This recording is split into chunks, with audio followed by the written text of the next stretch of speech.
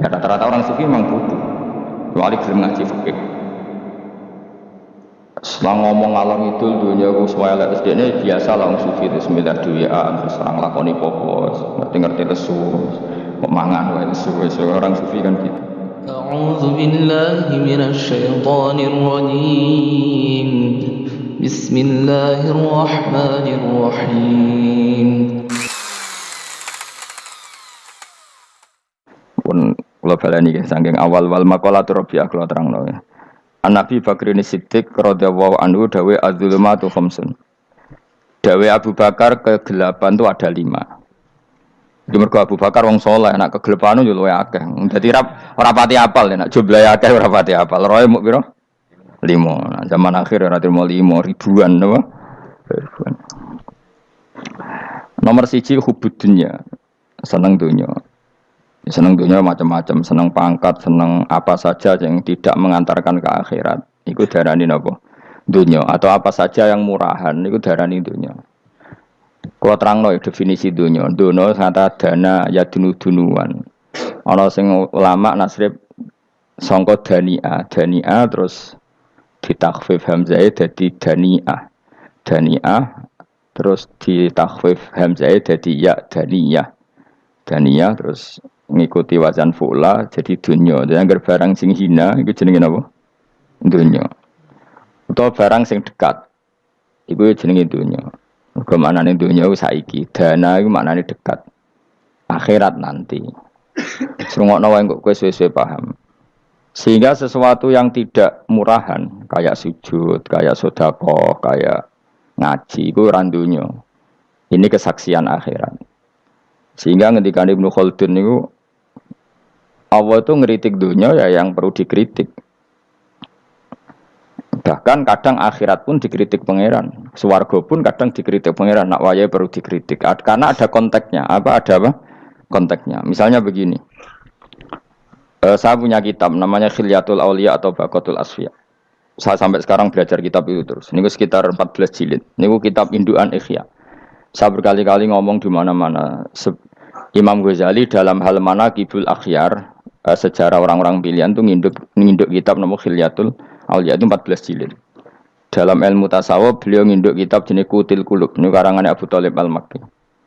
Dalam fikih tentu beliau nginduk gurunya Imam Haromen. Dan memang kitab itu harus nginduk, kalau tidak namanya mukhtarik, bikin-bikin. Memang syaratnya ulama harus muttabi, dia hanya pengikut, tidak boleh kreasi. Kalau kreasi namanya bid'ah, bid'ah.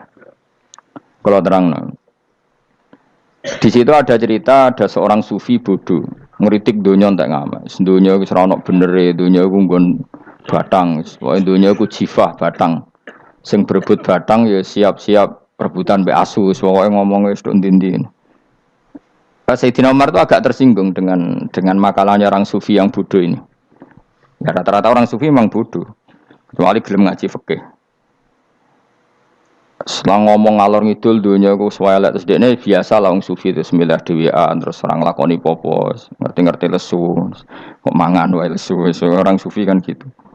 Singkat cerita terus Umar agak marah tapi beliau masih bisa mengendalikan diri terus kata beliau, "Sal sayyidah." Sal hada sayyid. Kamu tanya hada sayyid, maksudnya sayyid dalam bahasa dulu itu ya orang terhormat. Dalam bahasa zaman era itu maknanya sayyid itu masih apa? Sadat maksudnya bukan Habib, bukan. Kalau dalam bahasa Arab dulu itu memang kalau Habib itu dzurriyyah Nabi, kalau sayyid Sadatus Sufiyah itu belum pasti maknanya apa? Habib ya, tokoh-tokoh yang diikuti dalam apa? Makalahnya, dalam apa? Makalahnya. Terus kata Ubay bin Ka'ab, dan ini menurut saya benar sekali dan kamu harus mengikuti Ubay bin Ka'ab. Dia adalah termasuk 6 sahabat yang dipuji Nabi min ahlil Quran apa? Yang dipuji Nabi min ahlil apa? Quran. Kata Ubay bin Ka'ab, lalu Anda masuk surga karena apa? Lalu Anda masuk neraka karena apa? Lalu Anda dapat ridha Allah karena apa? Kamu itu bisa masuk surga lihadidar karena kenangan di rumah ini, maksudnya karena dunia ini. Karena sujud kamu, karena kebaikan kamu, itu di mana? Allah mereferensi amal kamu ya di dunia ini. Kamu masuk surga karena sujud kamu di dunia ini. Nanti masuk neraka karena keangkuhan kamu di dunia ini. Fahadi dunya mi'yar. Dunia ini adalah takaran. Semua referensi Tuhan tentang akhirat itu merujuk kelakuan kita apa? di dunia. Sehingga kalau kamu masuk surga selamanya lama, itu ya karena kebaikan kamu di dunia. Maka jangan kritik dunia ini, karena dunia itu mahalu sujudika, mahalu rukuika, mahalu, pokoknya dia marah-marah. Sehingga semenjak itu kata Ibnu Khaldun, orang tahu dunia yang dikritik adalah dari madatul kalimah dani'ah, suatu yang murahan, apa? Yang murahan. Sehingga kalau misalnya orientasinya itu kebesaran li'ilai kalimatillah, maka itu tidak termasuk dunia. Dan yang suasananya akhirat tapi motifnya adalah kasal, kemalasan, itu yang benar-benar dunia. Makanya Imam Syafi'i sering kritik tasawuf itu sampai usisati tasawuf alal kasal. Ilmu tasawuf itu basisnya itu karena pemalas. Karena tadi misalnya begini, ini contoh paling gampang. Zaid itu di daerah pinggiran di mana Islam itu minoritas. Terus dia ingin kaya raya supaya bisa bikin masjid atau bikin komunitas Islam. Atau dia ingin jabat jadi lurah supaya nggak ada pelarangan orang sholat karena dia yang punya otoritas bikin aturan. Atau kalau mungkin skup lebih besar, dia ingin jadi bupati supaya daerah situ familiar dengan Islam karena pejabatnya Muslim. Itu tidak dunia karena semua orientasinya untuk mengawal sujud, mengawal kebenaran. Tapi kalau kamu di daerah pinggiran, kemudian milih dhewean, kabeh kersane pangeran, sithik-sithik kersane pangeran, terus kamu meninggalkan aktivitas dakwah. Itu yang dunia, karena motivasi kamu adalah al-kasal, males dari mewarnai buminya Allah ini dengan sujud. Ini yang banyak orang sufi salah paham. Makanya orang sufi harus ngaji fikih. Bendekne roh, dielingno wong alim, wong fikih nak kitmanul ilmi ku haram.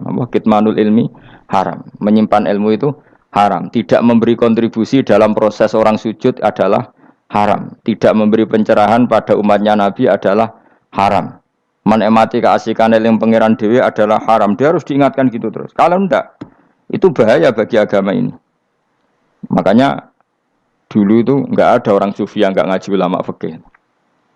Sekarang kebalikan, malah wong sufi darani fikih mau kulit dekne wis tok hakikat, sembrono. Oh tak tobat tenan nak ketemu aku. Itu bahaya, paham seperti itu tuh bahaya.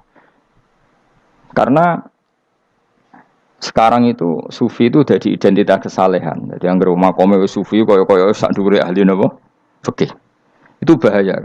Karena tadi sufi itu akan ngeritik dunia sepedas-pedasnya.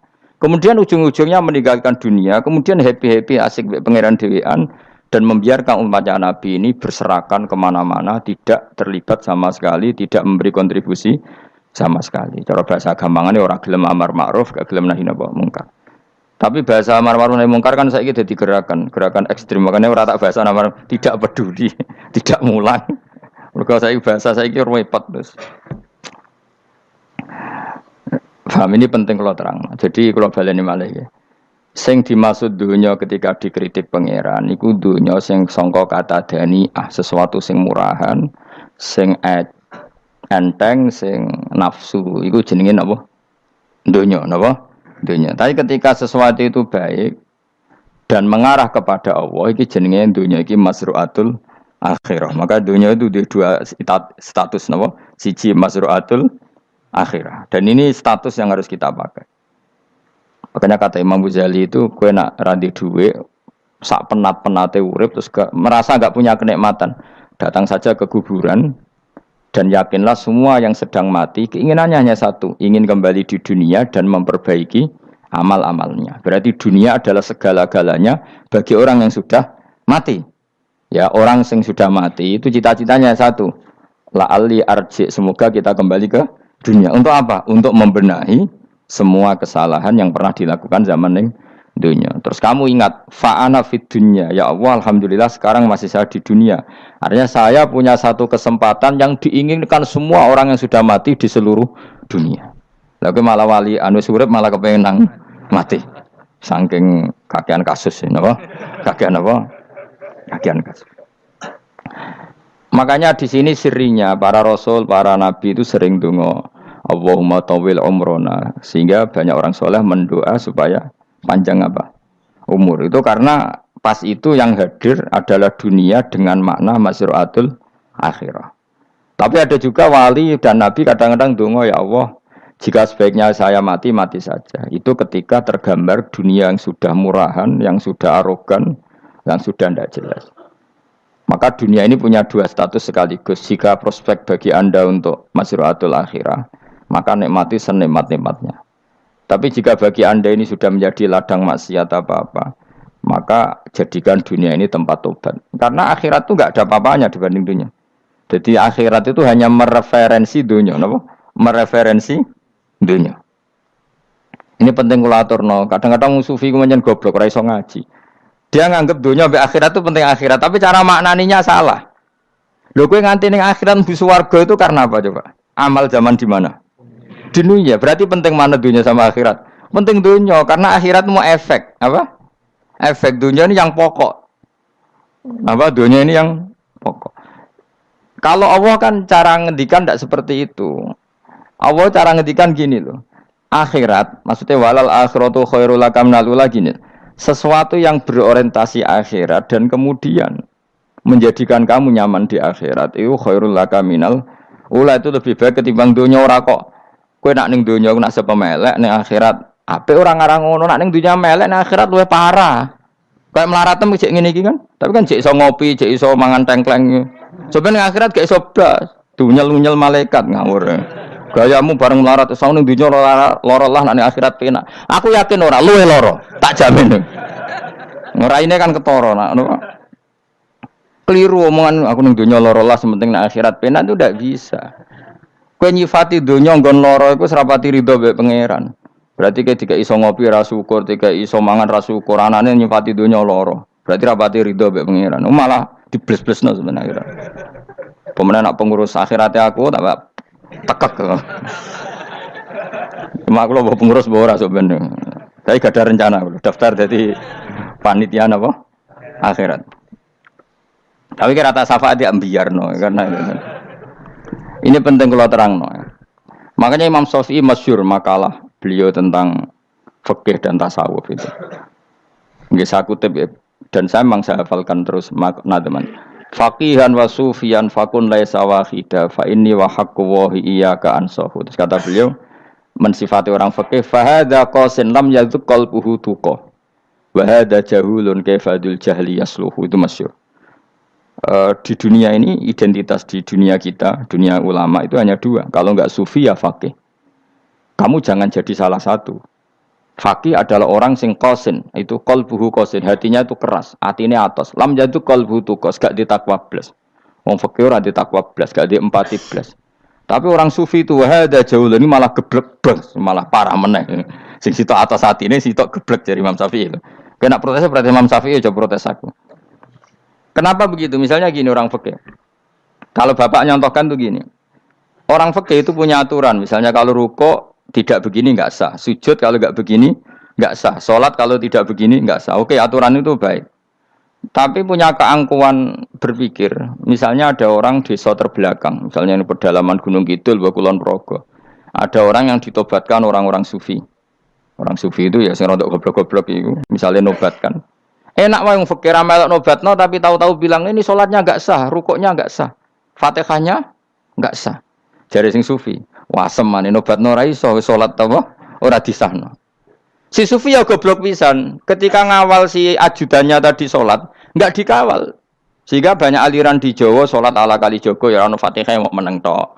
Sitok sujud tok. Jadi ini sitok atas atine ora gelem bina tapi muni rasa.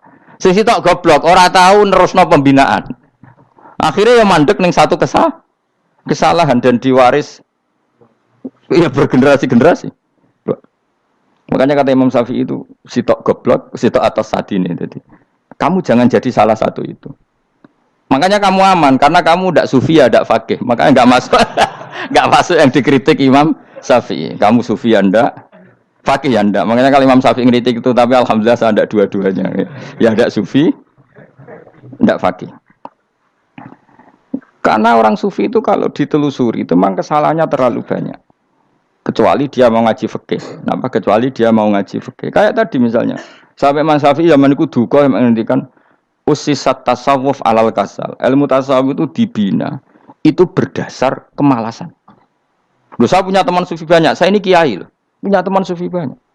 teko ning nggon kula Gus donya wis rusak, sementing sakniki wis ngatah-ngatahno istighfar.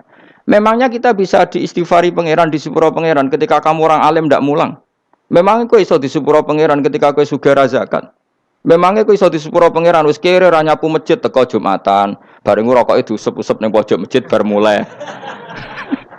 Enak wae. Ana keran coplok wis dibarno. Memangnya kamu bisa jadi orang miskin seperti itu kemudian dimaafkan Allah? Ndak bisa. Kamu harus terlibat dalam proses sholat. Wis kere ya urun gawe keran, misalnya orang ngono urun masjid ya nyapu-nyapu, sing sugih urun dhuwit, sing alim urun mulang. Kok enak? Dunya mbok anggap rusak terus kabeh dhewean. Menengi sampean ke dhewean neraka ra tak baturi ya ngono. Ndak bisa, sufi seperti itu ndak bisa.